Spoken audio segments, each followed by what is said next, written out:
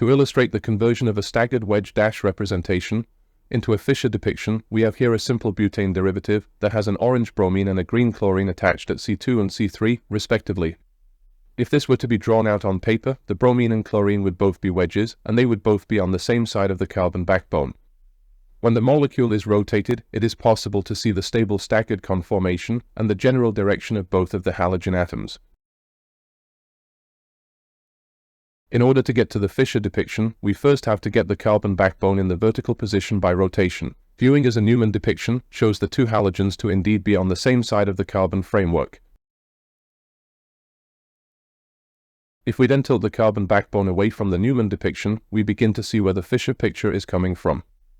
All four carbons are vertical, and the substituents are situated to the left and right.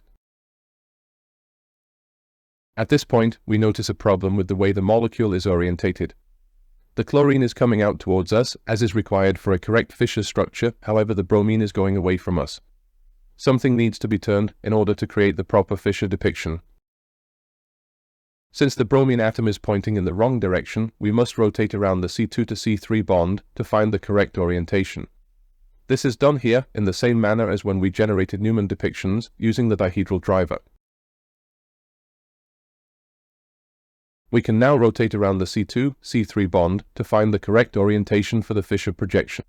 The bromine and hydrogen atoms, which are now on the horizontal axis, are projecting out towards us.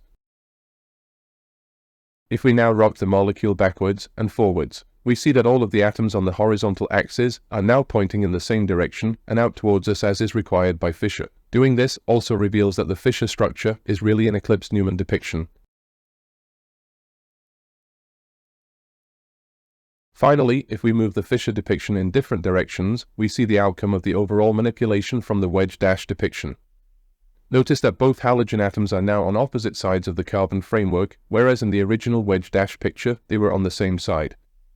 This is a consequence of the rotation around the C2 to C3 bond.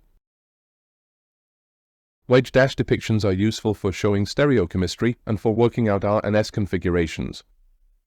Side-on wedge-dash pictures are usually shown with the carbon chain in a low-energy staggered conformation.